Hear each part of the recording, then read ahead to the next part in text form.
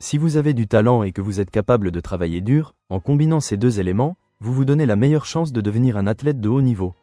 Lorsque vous commencez à vous construire et à acquérir une véritable confiance en votre capacité à travailler dur, tout le reste s'estompe.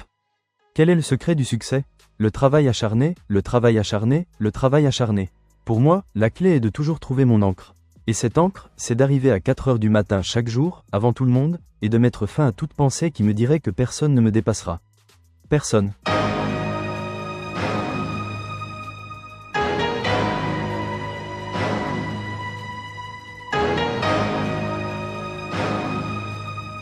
Le véritable secret du succès est d'accepter la vérité que la seule voie est celle du travail acharné et de la productivité. Vous comprenez que si vous vous battez maintenant, vous vous élèverez plus tard. Vous comprenez que si vous souffrez maintenant, vous rirez plus tard. Vous comprenez que si vous sacrifiez maintenant, vous réussirez plus tard. Quand j'ai réalisé que je pouvais apprendre, travailler dur, et que je pouvais battre le major de promotion, et que je mettais 10 heures de plus par jour que lui, vous savez quel genre de puissance cela procure? C'est ce que David Goggins a vraiment inventé. Comment un champion peut-il être un champion sans travail acharné? Comment pouvez-vous obtenir cette promotion que vous savez mériter sans travail acharné? Comment pouvez-vous être le meilleur père ou la meilleure mère que vous puissiez être sans travail acharné? La résistance. Parfois, vous battez les gens, non pas parce que vous êtes meilleur, mais parce que vous les surpassez. Vous les surpassez. Cette année, avec des équipes, vous les surpassez. Comment pouvez-vous atteindre le niveau suivant sans travail acharné? Je vous le dis, vous devez arriver au point où, lorsque vous exécutez, lorsque vous l'avez fait, et lorsque vous sortez, ils sont juste effrayés parce que vous êtes sorti. Quand Mike Tyson est sorti, il n'a pas eu à se battre pour 80% de ses combats. Il est sorti parce que les gens savaient qu'il pouvait le faire. Quand vous avez des résultats, quand vous l'exécutez, c'est une différence. Ne vous attendez pas à un jour. Il y a 7 jours par semaine. Un jour n'en fait pas partie. Quand Dieu vous a doté de talent, il vous a donné cela pour jouer au ballon. Il vous a donné cela. Vous avez juste été doté de cela. Maintenant, vous devez le mettre en œuvre. Écoutez, oui, je vous parle. Si vous pouvez entendre ma voix, vous avez du travail à faire. C'est quelque chose que vous devez tous comprendre. Si vous voulez être le meilleur dans tout ce que vous faites, vous devez commencer à agir différemment de tout le monde. Vous n'avez pas à vous comparer à personne parce que vous avez la capacité de créer la vie que vous voulez. Vous avez été mis dans une position où vous doutez de vous-même.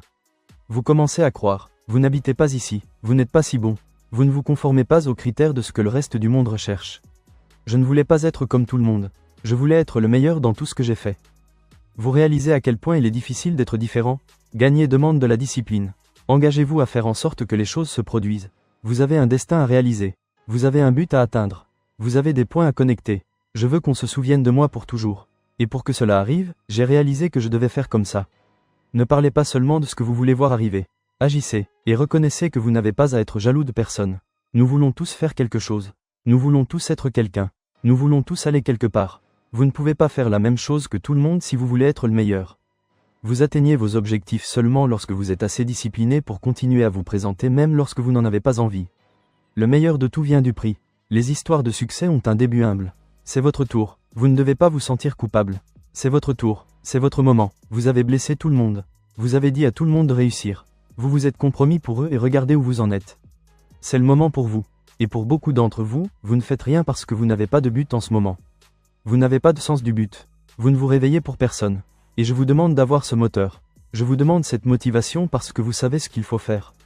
Vous êtes la bonne personne pour le faire, mais vous n'arrivez pas à sortir du lit. Vous n'arrivez pas à faire ce que vous devez faire. Chaque fois que vous rencontrez une épreuve ou une tribulation, vous la laissez vous arrêter. Vous devez trouver votre pourquoi et votre pourquoi vous fera démarrer. Et le problème avec certains d'entre vous dans cette pièce, c'est que vous n'avez pas de motivation. Vous n'avez rien qui vous pousse. Vous n'avez pas de raison de vous réveiller le matin. Vous n'avez pas de raison de vous empêcher de vivre cette douleur. Vous n'avez pas de raison. Il vaut mieux en trouver une avant de sortir d'ici aujourd'hui. Il vaut mieux aller à l'intérieur. Vous regardez toujours à l'extérieur pour les choses qui sont déjà à l'intérieur.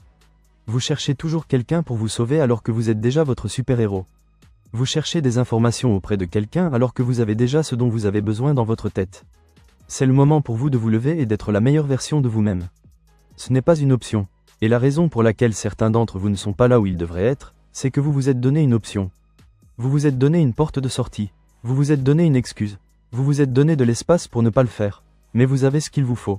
Donnez-moi de l'énergie. Je peux, je vais, je dois, allez, je peux, allez, je réussirai, je dois, je peux, allez, je peux signifie que j'ai l'esprit pour le faire. J'ai ce qu'il faut, j'ai l'esprit pour le faire. J'ai l'esprit pour faire en sorte que cela se produise. Ma femme doit me soutenir. Mon fils doit, c'est ce dont ma fille a besoin. Nous allons et nous devons y arriver. Allons-y, je vais vous poser une question sérieuse. Ça va être difficile car certains d'entre vous sont jeunes et vous êtes toujours inquiets de ce que les gens pensent de vous, donc vous ne voulez pas être honnête devant les gens. Je veux que vous pensiez à quel niveau vous voulez. Avez-vous donné 90, 80, 70 ? Voyons ce que je veux dire. J'ai donné tout ce que j'ai. Je n'ai plus rien à donner. J'ai vraiment mis 120% là-dedans. Alors, levez la tête si vous avez donné 120%. J'ai besoin que vous admettiez où vous en êtes. Combien cela va-t-il vous coûter de donner tout ce que vous avez ? Combien cela va-t-il vous coûter ? C'est la constance. Et donc je dois aller au lit à un moment donné. Je dois me réveiller à un moment donné. Il y a des choses que je ne peux pas manger, des choses que je ne peux pas regarder, des choses que je ne peux pas faire. Et je parle de cette ténacité. J'ai l'opportunité, vous avez l'opportunité. Alors voici le problème.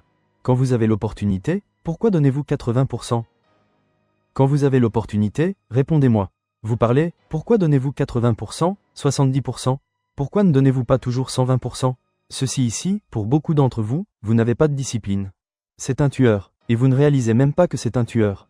C'est un tueur. Si vous ne donnez pas 120%, je ne suis pas en colère contre vous. Mon travail n'est pas de vous décourager, car une fois que nous sortons, mon objectif est de venir ici et de vous amener à ce niveau. À partir d'aujourd'hui, vous jouez votre meilleur jeu. Vous jouez à ce niveau à chaque fois. Cela ne veut pas dire que vous allez gagner à chaque fois, mais l'effort. Vous pouvez toujours donner 120% d'effort. La vie va avancer quoi qu'il arrive. La dureté mentale, c'est dans ces moments qu'on doit être plus fort que jamais. Pourquoi ? Parce qu'ils en ont besoin plus que jamais. Je veux juste que la vie que nous avons soit plus douce que la vie si je n'étais pas concentré et que je ne faisais pas ce que je devais faire. Et nous allons faire de notre mieux. C'est votre vie, vous l'avez. Qu'en faites-vous ? Je veux vous poser une question, sérieusement. Combien d'entre vous sont dans cette pièce ? Quand j'ai vu Malcolm et que j'ai vu des centaines de noirs, je me suis dit, allons-y. Je me suis dit, je peux le faire. Et quand j'ai découvert que je pouvais gagner de l'argent et que je pouvais prendre soin de ma famille, je me suis dit, c'est le moment. Vous n'avez qu'une seule chance. Écoutez ce que je dis. L'opportunité. Vous avez l'opportunité d'une vie. Quand vous comprenez que vous avez l'opportunité, vous jouez un peu différemment. Je vais vous dire quelque chose, vous avez des compétences, mais vous devez vous humilier. Vous avez des compétences et vous avez de la volonté, deux choses différentes. Vous êtes né avec certaines choses, mais pour arriver au niveau suivant et pas juste pour arriver au niveau suivant, pour rester au niveau suivant, vous devez avoir de la volonté pour arriver au niveau suivant. Donc, quand vous jouez, vous devez concourir. C'est du sport, c'est du basketball.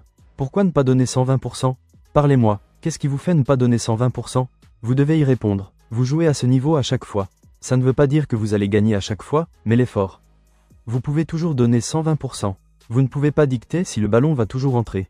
Vous ne pouvez pas dicter quel genre de jeu vous allez avoir. Vous ne pouvez pas dicter comment votre corps va répondre au mouvement, mais vous pouvez dicter votre quoi ? Vous pouvez dicter votre bien. Vous pouvez toujours donner 120% d'effort. Voici le truc. Quand vous allez jouer ce soir, demain, mon objectif, c'est que vous ayez 120%. Vous allez avoir les bonnes personnes, mais si vous me donnez 70, 80, 90, vous ne me donnez pas 120%. Vous n'allez pas sortir de cette expérience. C'est mon travail. Pourquoi ne pas toujours donner 120% d'effort ? C'est votre tour. Vous ne pouvez pas vous empêcher si tout ce que vous pensez, c'est les doutes et les choses négatives que les gens disent, parce que vous dépendez de leurs idées et de leurs rêves au lieu de vous dépendre de vos propres rêves et de vos idées. Pourquoi voulez-vous vous embrouiller avec des gens qui n'ont pas d'idées qui sont géniales ? Pourquoi voulez-vous vous embrouiller à cause d'un nombre ? Vous savez, beaucoup de gens se demandent « Oh, combien d'amis ils ont et combien de gens dans leur coin ? J'ai 1 million d'abonnés, j'ai des milliers et des milliers et des milliers de gens qui me soutiennent. Combien de ces gens connaissez-vous en fait ? Vous réalisez le pouvoir que vous avez en ce moment ? Même les gens qui ne vous aiment pas, ils vous attirent. Ils vous voient, mais ils ne voient pas votre grandeur. Ils ne voient pas ce que vous avez vraiment à l'intérieur. Ils ont peur de ça. Ils ne le relâchent pas. Ils ne l'encouragent pas parce qu'ils ne sont pas heureux. Donc, ils veulent que vous veniez de leur côté. Ils veulent que vous croyiez dans leurs idées de ce que vous pensez de vous. Ils vous doutent et vous croyez ce qu'ils doutent au lieu de vous réveiller de votre chute, au lieu de vous réveiller de ce cauchemar et de laisser vos opportunités venir à la vie. Ça va être un moment difficile, mesdames et messieurs. Ça va être dur. Ça va être des moments difficiles, des jours difficiles pour vous, mais ça ne veut pas dire que vos idées vont mourir. Ça ne veut pas dire que vous arrêtez. Ça ne veut pas dire que vous arrêtez de croire en vous. Vous devez juste continuer à travailler. Quand vous avez des gens qui vous regardent de l'autre côté, de l'avant à l'arrière, et vous au milieu, rappelez-vous, tout le monde regarde. Ne les laissez pas juste leur donner quelque chose à voir. Laissez-les le voir. Vous me regardez ? Regardez ça. Ou vous voulez m'arrêter ? Vous ne pouvez pas arrêter ça. C'est la mentalité que vous devez avoir en vous. N'ayez pas l'air de vous arrêter. Maintenant, je sais ce que ça sent. Je sais comment absorber cette douleur et je sais comment continuer à marcher et je sais comment continuer à bouger et je sais comment devenir productif dans ma vie. Vous ne pouvez pas arrêter ce que vous n'avez pas créé. Vous pouvez le haïr, mais vous ne pouvez pas dominer parce que ça m'appartient. Vos idées appartiennent à vous. Beaucoup de gens rêvent de grands rêves, mais ils ne prennent jamais d'action. Écoutez-moi, si vous ne croyez pas en vous, vous avez déjà perdu la bataille. Ne pas croire en vous, c'est une bataille perdue parce que vous n'essayerez pas ou vous vous convaincrez que vous ne pouvez pas le faire. Et quand vous vous convaincrez que vous ne pouvez pas le faire, vos résultats vont confirmer ce que vous croyez. Vous vous dérangez de vos objectifs quand vous vous prévoyez que vous n'allez pas les atteindre. Et parfois, vous vous concentrez trop sur la probabilité. Vous vous demandez quelle est la probabilité de ce qui se passe contre vous. Vous vous concentrez sur la possibilité. Vous vous demandez comment ma vie changera si j'y arrive. Demandez-vous cette question et ne vous attendez pas à l'approbation. N'attendez pas l'approbation de quelqu'un à l'extérieur de vous et ne vous sentez pas mal parce que vous vous sentez comme si personne ne vous soutenait. Vous devez décider que vous êtes votre plus grand fan. Vous devez décider que vous allez terminer ce que vous avez commencé. Si vous n'avez pas une seule personne qui vous soutient, si personne ne vous reconnaît, vous vous reconnaissez. Si personne ne vous soutient, vous vous soutenez. C'est ça. Si vous continuez à vous montrer, si vous continuez à aller fort, si vous restez constant dans vos moments valables, vos résultats vont transformer ceux qui vous ont ignoré en fans. Ce n'est pas que vous ne voulez pas tout ce qui vient du chemin qui vous donne votre vrai potentiel, mais que vous êtes trop enclin à blâmer le passé et le présent. Vous êtes trop enclin à blâmer votre mère pour la façon dont elle vous a traité quand vous étiez plus jeune. Vous êtes trop enclin à blâmer vos enseignants pour la façon dont ils vous ont parlé. Vous êtes trop enclin à ce qui vous est arrivé il y a des années. Je ne veux pas discréditer votre douleur, mais vous devez laisser ça partir. Et à cause de ça, vous n'êtes pas en mesure d'apprécier la force et le pouvoir que vous avez aujourd'hui. Vous n'êtes pas en mesure d'apprécier ce pouvoir parce que vous choisissez de justifier des excuses. Chaque fois que vous ouvrez vos yeux, c'est l'heure de prendre la responsabilité. Comprenez que vous êtes en contrôle de la façon dont vous vous sentez tous les jours, ce que vous faites tous les jours, la façon dont vous agissez tous les jours. Alors n'y pensez pas l'excuse que ces sources extérieures contrôlent la façon dont vous vous sentez, ce que vous faites et comment vous agissez. C'est juste une justification qui a été établie dans votre tête depuis que vous étiez plus jeune. Sortez-vous, comprenez que nous avons le pouvoir de changer nos vies. Arrêtez de mettre le pouvoir.